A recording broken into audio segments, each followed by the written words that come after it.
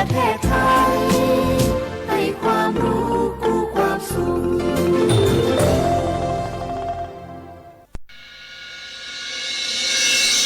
สถานีวิทยุกระจายเสียงแห่งประเทศไทยจังหวัดเชียงใหม่ AM 1476 กิโลเฮิรตซ์สถานีวิทยุภาคภาษาชาติพันธุ์แห่งเดียวในประเทศไทยที่มีความทันสมัยเชื่อถือได้สร้างอัตลักษณ์กลุ่มชาติพันธุ์สู่สากล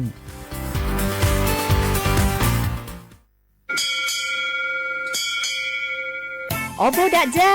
โอมิชเปอร์เหมือนสุงคาบอกว่าเนาะจงโอดูธรรมาสถานีวิทยุภาษาชาติพันธุ์แห่งเดียวในประเทศไทยทันสมัยเชื่อถือได้แล้วพบกันที่สวทเชียงใหม่ AM 1476 กิโลเฮิรตซ์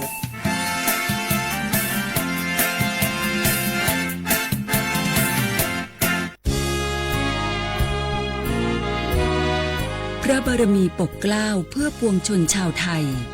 จากพระราชกรณียกิจนานับประการที่พระบาทสมเด็จพระเจ้าอยู่หัวและพระบรมวงศานุวงศ์ทรงทุ่มเทพระวรกายทรงงานอย่างไม่เหน็ดเหนื่อยเพื่อประโยชน์สุขของประสบนิกรจากโครงการหลวงสู่การพัฒนาแหล่งน้ำส่งเสริมการศึกษาและด้านสาธารณสุขที่มุ่งเน้นการพึ่งพาตนเองและการพัฒนาอย่างยั่งยืนทุกย่างพระบาทคือการทรงงานทุกพระราชดำริคือพลังแห่งการพัฒนาเพราะประชาชนคือหัวใจของแผ่นดินร่วมเสริมสร้างความรักในสถาบันหลักของชาติโดยสำนักงานประชาสัมพันธ์ที่ 3 กรมประชาสัมพันธ์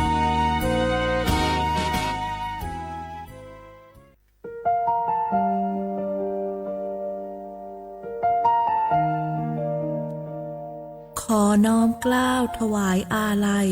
สมเด็จพระพันปีหลวงพระแม่แห่งแผ่นดินผู้ทรงเมตตาเหนือเกล้าขอพระองค์เสด็จสู่สวรรคาลัยข้าพระพุทธเจ้าข้าราชการและเจ้าหน้าที่สถานีวิทยุกระจายเสียงแห่งประเทศไทยจังหวัดเชียงใหม่กรมประชาสัมพันธ์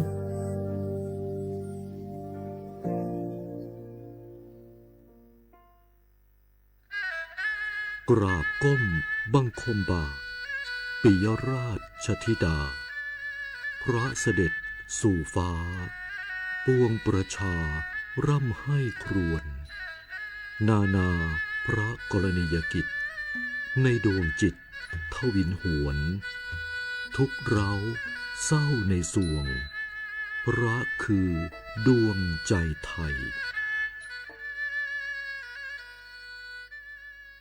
นี่รู้กันไหมสิทธิบัตรทองหรือบัตร30 บาทเป็นสิทธิหลักประกันสุขภาพตามกฎหมายที่ช่วยคุ้มครองคนไทยทุกคนให้เข้าถึงบริการสุขภาพที่จำเป็นโดยไม่ต้องเสียค่าใช้จ่ายเลยนะครอบคลุมทั้งการรักษาพยาบาลการป้องกันโรคการฟื้นฟูสมรรถภาพทางการแพทย์เรียกว่าช่วยให้คนไทยอุ่นใจกันเลยทีเดียวสอบถามเพิ่มเติมสายด่วนสปสช1330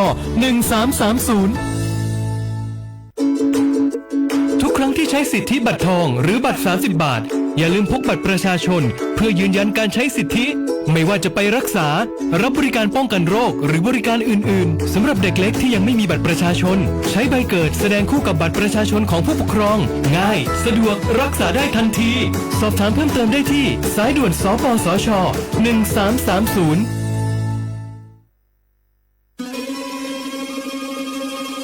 ก้าวสำคัญมาถึงแล้วเจียงใหม่นครหลวงของล้านนาสู่การเป็นมรดกโลกต่างวัฒนธรรมขององค์การยูเนสโกเมืองที่ยังมีชีวิตและมีประชาชนอาศัยอยู่ร่วมกันวันที่ 3-8 สิงหาคม 2569 นี้สภาการโบราณสถานระหว่างประเทศจะลงพื้นที่ตรวจความพร้อมจังหวัดเจียงใหม่ขอเชิญชวนภาครัฐเอกชนและพี่น้องชาวเจียงใหม่ทุกคน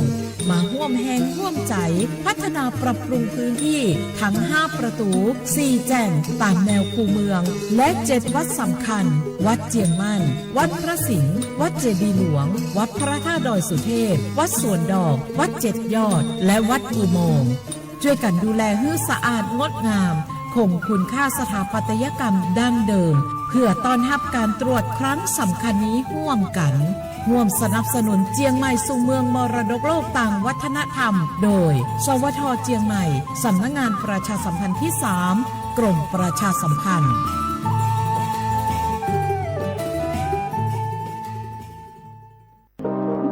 ร่วมเป็นเจ้าภาพงานระดับโลกจัดขึ้นในประเทศไทย การประชุมสภาผู้ว่าการกองทุนการเงินระหว่างประเทศและกลุ่มธนาคารโลก 12-18 ตุลาคม ณ ศูนย์การประชุมแห่งชาติสิริกิติ์ด้วยแนวคิดโลกทัศน์ใหม่ของไทย เพิ่มศักยภาพคนสร้างภูมิคุ้มกันในโลกที่ท้าทาย มาร่วมเป็นส่วนหนึ่งของการประชุมครั้งประวัติศาสตร์ เพื่อปรับตัวสู่อนาคตร่วมกันอย่างมั่นคง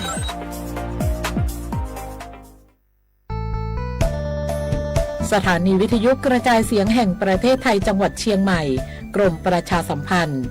ประกาศรับสมัครบุคคลเป็นลูกจ้างเหมาบริการตำแหน่งพนักงานกระจายเสียงภาษาเมียนจำนวน1 อัตราเพื่อเป็นตัวแทนนำข่าวสารร่วมพัฒนาคุณภาพชีวิตชาวเมียนและเผยแพร่วัฒนธรรมท้องถิ่นให้เป็นที่รู้จักผู้สนใจยื่นใบสมัครด้วยตนเองได้ที่งานธุรการสถานีวิทยุกระจายเสียงแห่งประเทศไทยจังหวัดเชียงใหม่ตำบลช้างคลานอำเภอเมืองจังหวัดเชียงใหม่ตั้งแต่บัดนี้เป็นต้นไปสอบถามข้อมูลเพิ่มเติมได้ที่ 053-276-068 ในวันและเวลาราชการ มังมังเลี้ยวเอาเก่งเศร้าก็โอ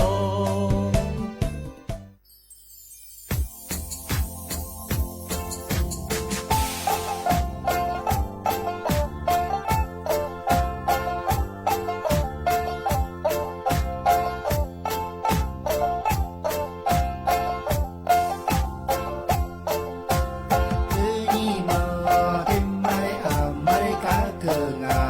天まれあまれどろが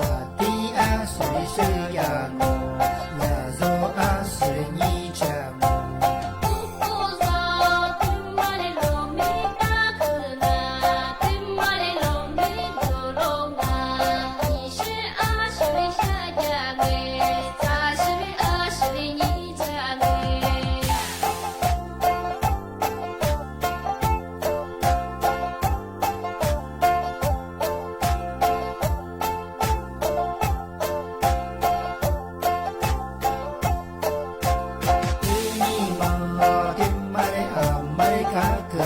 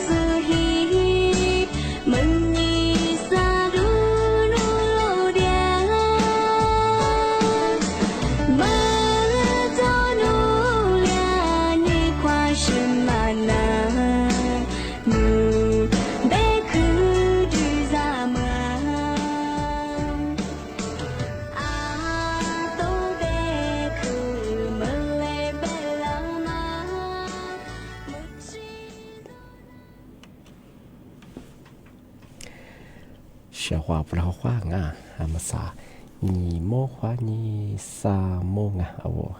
历史我รู้สึกว่าเป็นเราพ่องอ่ะเอาลิซุงโงปากากุงไม่ทาจึงหมายงะสถานีวิทยุงะกระจายเสียงแฮนประเทศไทยจังหวัดเชียงใหม่ว่าโดยอย่างอ่ะอาทิตย์ว่าวิทยุมือจะมางงบัญญายี่ระบบยาเหอระบบ AM ยี่ครึ่งความถี่เบอร์ที่ตุลิยาสีเจอชัวตัวยานตัวหลังอ่ะที่ดาวระบบไลฟ์สดเบอร์งานฟิสบุยี่เพย์คือสวทเชียงใหม่งา AM 1476กิโลเฮิรตซ์โคหาอย่างคือตัวหลังมาว่าติดตามแล้วก็คือมีติดตามงาที่สุดแพร่ว่าช่วงที่นี่เกิดช่วงเอาลิซุงโดมองไม่เคยงานไหนๆก็คือชมมุขวานีจิมัวแต่ขวาดวง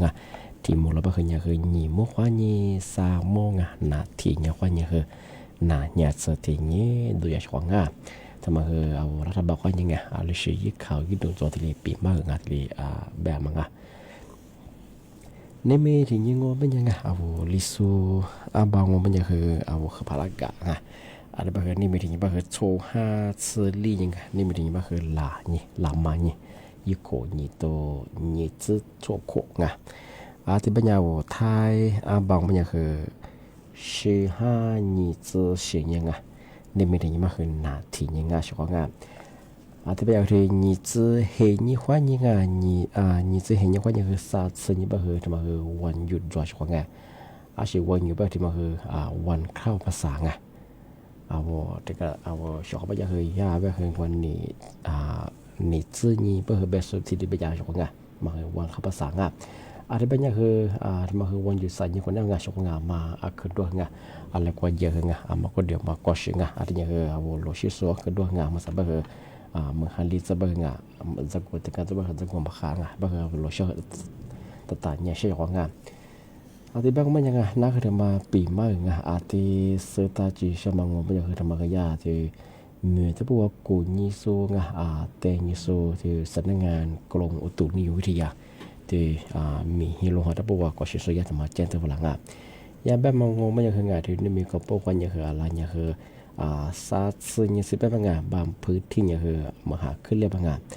ที่บางงงมันยังอาจจะมาคือนิมิจีอันนี้คือหยิบซาซึ่งสิ่งงานถ้ามีมาคืองานหลายพื้นที่มหาคือที่เรียบางงานภาคเหนือจีภาคตะวันออกเฉียงเหนืองานอันนี้คือภาคใต้บางงานที่บางมันคือบางพื้นที่มหาคือพันเรียบางงานพื้นที่กว่ายี่มีความเสี่ยงก็จะมาว่าที่เราภาคเหนือภาคเหนือก็คือพื้นที่ที่จังหวัดแม่ฮ่องสอนจังหวัดแม่ฮ่องสอนจีอันนี้คือจังหวัดเชียงรายอันนี้คือจังหวัดตากอันนี้จังหวัดน่านอันนี้คือจังหวัดพิษณุโลกอันนี้คือจังหวัดเพชรบูรณ์อันนี้คืออะไรเนี่ยสลังกาจวงอันที่ว่าที่พื้นที่ภาคเหนือถ้าพูดจะทรงก็เป็นยังไงมาคือแต่เนี่ยฝาละจำงอันนี้บอกว่าติดตามงอเข่าที่ชิงไงที่ยาพยากรณ์อากาศงอส่วนรัฐบาลก็จะได้แจ้งเตือนมางานมาตลอดทีนั่นร่างเกี่ยวว่าจังหวัดมันชื่ออะไรต่อเมืองฮาคือเรีย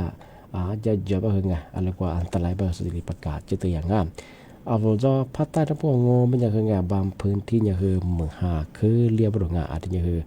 มีฮีโร่ฮาก็เยอะอาทิตย์จะนั้นทะเลทั้งพวกงเป็นอย่างนี้คืออย่างคือกว่ายี่คลื่นทะเลอย่างไงยี่โมจามันอย่างคือหนีไม่ค่อยอย่างคือ3 เมตร10 เมตรของงานทำมันอย่างคืออย่าไปว่าจุดจีนี่ว่าความจะยังมันไงที่จุดว่าจุดที่ว่ามันอย่างคือยี่มันได้ยังไงว่ายี่มีฉบับคืองว่าใช่ว่าอันตรายบ้างไงทำไมอยากเจนฝรั่งที่ถึงการงอมันอย่างภาคตะวันออกเฉียงเหนืองอมันอย่างคือจะมาคือจังหวัดหนองคายไงอาจจะอย่างคือจังหวัดบึงกาฬอาจจะอย่างจังหวัดอุดรธานีดงอันนี้คือจังหวัดสกลนครอันนี้คือจังหวัดนครพนมอันนี้คือจังหวัดมุกดาหารอันนี้คือจังหวัดยะโสธรอันนี้คือจังหวัดอนันต์เจริญดงอันนี้คือจังหวัดศรีสะเกษอันนี้คือจังหวัดอุบลราชธานีที่พื้นที่ธรรมราชสุโขทัยเป็นยังไงพวกชาวเขามาคือแต่เนี่ยจำหมดฝ่าตาเป็นยังไงมาคือเมืองหาคือลีมีโลหะทะเลจ้าบ้างเมืองหาคือพอเลี้ยงไม่ยังชาวเขามาคือคือตัวตัวโลชิสบ้างคือตัดต่างเนี่ยเช่นกันพี่ความมีโลหะคือปัจจุบันกว่าจะกุจะบาจำมาใส่ยังว่าจะกุจะบ่อยคือประจังไม่ยังคืออันตรายยังกว่าพี่ว่าสื่อจิตเตียประจังบ่จะมีเหี้ยคือปัจจุบันว่ายี่แหลกกาดงยี่สื่อมายี่สกัดดาวยี่แหลกกาพักโขไปคือไงว่าคือเบติน่าที่ยังว่าสุยไปทำมาคือประเทศจางใจไปมาคือมีจุดเสด็จไปคือไงว่าละบุเบติน่ามาคือไงที่เลยไม่เชื่ออยากจะทดลองงานที่บ้านคือนี่มีก็พูดว่ายังไงที่ซาสิ่งยังไงช่วงงานมาคือที่เนี่ยจำหมดฝ่าตาบางงานมาปีมาที่เจนตัวอย่างที่ยังไงจะมาแต่เชียงไม่ยังคือไงว่าเฉพาะที่กยศรัฐบาลผู้บังว่านี่ถูสู้ที่ก็มาคือกยศไม่ใช่มาสริยากยศแต่มาแจ้งเตือนฝรั่งมาคือมาคือแต่เนี่ย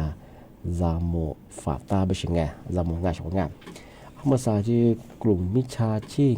หลักโซมาคาสรุมาคือวันนี้รัฐบาลเป็นอย่างเงี้ยแล้วกว่านุฟบากยศมาว่าแต่มาคือที่กันนั่งยี่ละว่าที่ทวงเงี้ยมาคือที่จบไม่ใช่ที่กระโดดไม่อยากคือนี่แหละกว่ายี่โครงสร้างนี่มาคือที่ป่ายี่ที่บ้าคือยี่ผิวคือยี่ข้าวนี่คือที่เดียวมาคือตัวสิ่งที่นี่คือเอาเวลากว่ายี่ลายที่เฉียวยี่ที่คือจุดสุดท้ายยี่บ้าคือนี่แหละกว่ายี่ละเอียดมากดอกเบี้ยมาคือเรื่องสมาธิโลยเป็นยังไงแต่กระโดดไม่อยากคือเอาเวลาผู้บ่าข้อละมั้งไงอะไรจะคืออะไรไม่ใช่เนื้อ นี่มีพามาโอ้งงเป็นยังไงยากขึ้นได้ละกว่าคดีที่ฟ้องแย่เป็นยังไงเรากูดีที่แบบมาคือตัวชิงไงบางงามาขยะตัวเนี่ยฝ่าตาจำว่าชิงไงมาสัตย์ยากลุ่มมิใช่ชิมูเหอที่กอยสอบเป็นยังไงเอาละที่ทุบละยิ่งฟุตบอลควาจารามังฟุตบอลควาจะมาไงตัวชิงไงมาคือตัวเนี่ยจำว่าฝ่าตาบางงานมายากขึ้นมาเจนตัวฝรั่งที่มาที่ช่างเป็นยังไงยาสำนักงานตำรวจไซเบอร์มาเจนตัวฝรั่งมาสัตย์ว่าระบบออนไลน์ควายังไงจะสุดมาวูสูฝากสั่งสมบัติไงมาคือตัวเนี่ยจำว่าเป็นไงมาสัตย์ว่าเอาถ้ามีสมบัติไงที่ระบบออนไลน์ควายังจะสุดมาไฟมันไงที่จะสมัครว่าโซกลุ่มวิชาชีพคือจะมาคือยังคือมาสัตย์ว่ายังคือขึ้นยังไงช่วงไงที่แบบงงเป็นยังไงมาคือตัวเนี่ยจำว่าเพราะว่ามาเบิกก็แถวงงไปคือไงสู้กับกูยังไงเช่นไงมาคือยี่หลังค้างอะไรก็จวนมาไงที่ยังคือจะสมัครเอาวาลิญิฟัวเบื่อมาคือยินหน้าเบื่อในยินช่วงไงที่ก็ถือมาคือฟัวก็แถวโอ้ไปคือไงจะซื้อมาสุฟลาจะซื้อสุฟลาคือจะซื้อกว่าที่จะไปแล้วไปที่จะสุฟลามาคือตัวเช่นไงที่ควายยังคือไงมาใส่เห็นยังไปคือกลุ่มมิชาชีกันละชุมาข้าวสัวขึ้นอย่างที่ระบบออนไลน์ควายยังไงเวลาคือว่ามันง่าที่บ้านยังช่วงไงมาคือสู้กับกูยังไงเช่นไงทำมาคือจะซื้อมาคือซื้อสิ่งบางงานเป็นยังไงที่ยังคือยี่ร้านค้ายี่บริษัทมาคือจนมาคือตะกุยอย่างเช่นไงบ้านเราก็ไม่ใช่ที่ว่าผู้บ่าปลายทางไงว่าจะซื้อไปอะไรอย่างคือเบื่อมันไม่อย่างคือมาที่ยาไข่ไงพี่ข้อนงจะสักกระแทกตัวยิงว่าจะซื้อมางามคือไงงูไปคือผู้เบื่อมันไงพี่ข้อว่าจะซื้อมาไปแล้วคือผู้บ่าบุญจะบางอย่างมาคือที่ยาเมียเชื่อไงมาคือแต่กับกูอย่างเช่นไงพี่ข้อว่าจะขึ้นมาฟ้าใช่ไหมอย่างคือมาอุ้มมาข้างไงจะมาคือแต่จำไงเอามาสับไปคือที่เอาละข้อยิงไงจะซื้อใส่มาคืออย่างคือยี่แจ้งควายสบายหยาขึ้นหยาบ้างมาคือที่หยาจำหมดฝาตาจากงานที่ยิ่งมาถึงช่างเป็นยังไงหรือกรมอนามัยไงทำมาคือแจ้งตัวฝรั่งเอามาสบายคือมาหาลิตรสังโง่เป็นยังไงมาคือมาก็เดี๋ยวมาดูแลสุขภาพบ้างมีอย่างยี่ไปถือไข้หวัดใหญ่จริงที่นี่คือไข้มาเรียโดงที่นี่คือไข้เลือดออกไงถือแห่ทมันนามาคือเหนือมาคือขึ้นหยาบ้างอันนี้คือชอบงานมาคือมันก็เดี๋ยวมาจะมางเอาสักคนสมิงตาคือเจ้าผัวแต่ขอจ้วงที่นี่คือเอาว่าขึ้นหน้าตาคือแต่ขอจึงสักคนเป็นอะไรอย่างคือเหตุมาคือก็ดูแลงานจะมีอะไรสักแบบคือเงาเอาเวลาขู่แบบคือนาเผื่อหน้างานมาจะมาแจ้งตัวงานที่แบบผมไม่อยากชอบงานผมที่ก็เดี๋ยวจะยังไงพี่ว่ายิ่งใครคือยามางานก็เดี๋ยวก็ไม่เชื่อมันจะเชื่อจ้วงที่นี่คือชีวิตคือจำมันนางวันจะไม่ใช่แบบไงดูนายชินาแบบก็เดี๋ยวไม่เชื่อจ้วงแบบไงแต่มันจะช่วยร่างกายแบบนั้นจะใครว่าอยากเลี้ยงมาซื้อที่นี่คืออาจจะใครโลกก็แบบไงคือยิงกับกูยิงกับเช่นก็ที่มันจะมาแจ้งตัวอย่างที่แบบงงเป็นยังไงมาสักเชื่อเขาอะไรเนี่ยมากกว่าที่ขวากันนังแต่มาคือช่วยเราช่วยเราเนี่ยเฟอร์นิเจอร์ไงตัวลิสุยาตัวลำพัวหัวมัวไม่แต่ส่วนใหญ่มากกว่าดีฝรั่งไม่ใช่คนมาคือที่ชิฟุบคือดีฝรั่งนั่นยังช่วยงา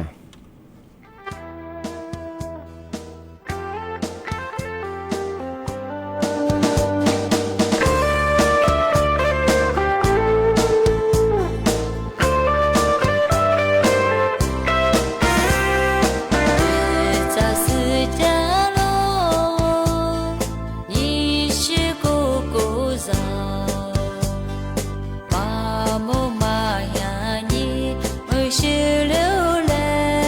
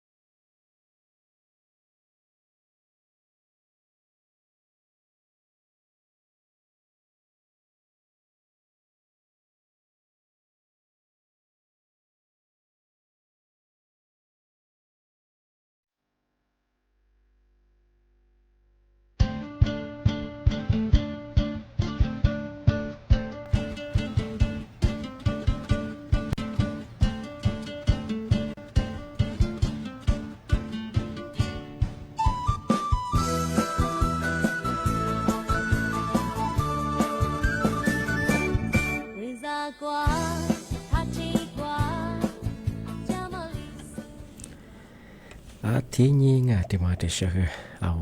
sẽ hoa ngang mà ý sĩ hoa thì ở đây bị mà thì qua chân tay hàng sẽ bắt đầu ý hiện như mà ngô lệ bị hoa và sẽ hoa mà tạiประเทศว่าจีเนี่ยมีที่hoa như sang ngôไม่ยังmàสนใจสุดbị hoaเอานั่นเนี่ยคือเนี่ยมาคือการว่าจีที่สมัยยังที่สอไทยเมื่อสักเดือนรัฐบาลอยากกระทรวงแรงงานคือเปิดรับสมัครในทะเลยี่จับบริการที่ว่าแรงงานเทมิโซเทมิโซมากกว่าประเทศสิงคโปร์ว่าพอยิงช่างโง่เป็นยังไงมาใส่ที่อยากกระทรวงแรงงานคือรับสมัครที่จะบริการรับช่วยเนี่ยมันยังคือยี่เฮียจือว่าจือที่เรียนเหนือบริการสมัยยังมางงเป็นไงที่นี่มีกัมพูชาอย่างที่15 ที่เนี่ยสิไง30ที่เนี่ยแบบที่ที่เห็นหนังวันนี้จะเป็นช่วงที่แบบมันยังพี่ว่าว่ามาสนใจมาสมัยช่วงนั้นมันจะมาสมัครผ่านออนไลน์ที่ยูเว็บไซต์เว็บไซต์งมันยังtoea.doe.go.th มานี่จะรีจมูกที่ทะเลสมัยนั่งพี่ว่าจะก็มาแน่ใจงมันยังว่าอยากกระทรวงแรงงานแต่มาทำงานยังอยากสนับสนุนอย่างที่แต่ละพื้นที่แต่ละจังหวัดงานตรงนี้ที่ติดต่อสอบไทยนั่งมันก็ชื่อนอนจีบว่าแบบท่าระบบออนไลน์ก็อย่างที่สมัยยังคืออีน้องบับเฟงโงมันยังยีมือลีตัวควายยังคือลีมือลีตัวลีเฮียชิดซึ่งยีบัดสติลิเป็นยังไงแบบเช่นยังคือยีมือควายยังคือ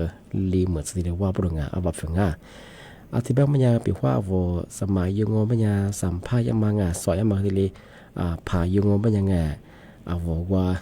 ข้างเดินทางจะมาฮิบเฟซบุ๊กเฟอเบอร์มาเชื่อว่าย่าในจ้างส่วนเวลายุกุโซย่าหลบผ่าย่าหลบป่าหลบมาก็เวลาที่เลี้ยตัวละยังที่เลี้ยซื้อเนี่ยก็เพียงฮิบเฟซบุ๊กเพียงที่เลี้ยเบื่อใช่ไหมที่ยังก็จากกูอีตากูที่เลี้ยขวาบ้างที่บ้างงมันยังวุฒิการศึกษางมันยังไงหรือย่าไปยังคือย่าบรมยังคือวุฒิปวชวุฒิปวชเจที่ยังคือวุฒิม.6ม.6กับวุฒิเยมังที่นี่ยังไม่คือภาษาอังกฤษความโฟโต้คือที่นี่ที่เรียกชื่อกัวแบบเดียวกันคือแบบยังไงย่าตามเนี่ยยังคือยังหนีส่วนเป็นยังคือย่าตามเนี่ยจังอะไรบางอย่างช่วงงานโน่อะไรมาแต่พวกยีเชื่อโน่นมาทนายบางอย่างที่ติดต่อสอบถามเพิ่มเติมให้นั่ง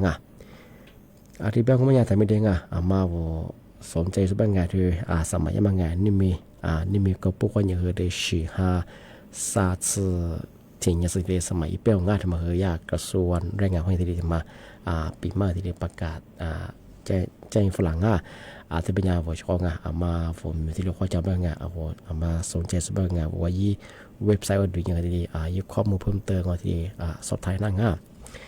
ที่บ้างมันยังไงเชื่อว่าปีมามันคือที่เราจังยี่โมควายนี่คือ3โมบางอย่างรายการลิสุงคือกุลิจังที่บางอย่างคือ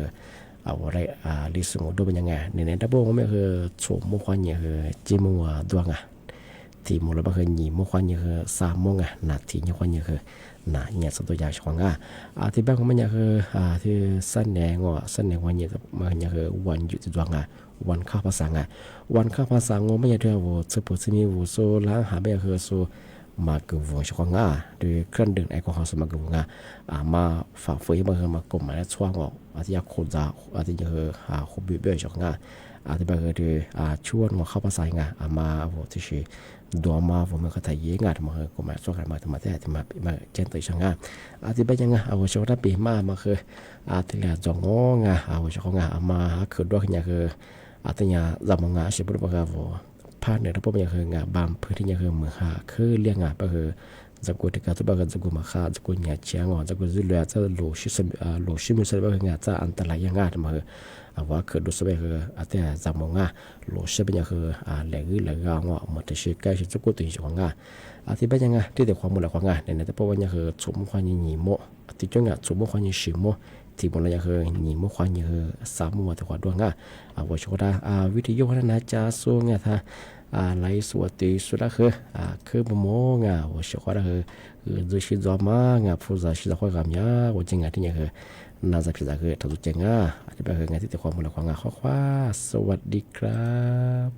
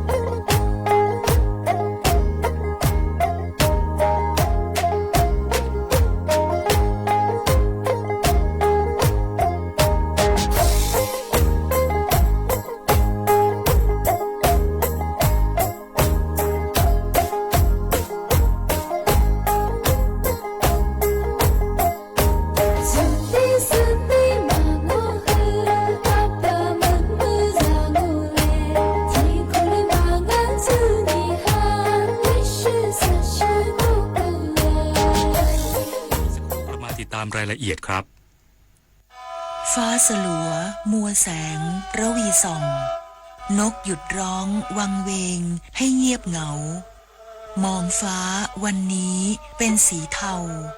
อกประชาหมองเศร้าระทมสวงด้วยพระราชธิดาพระองค์ใหญ่เสด็จคัน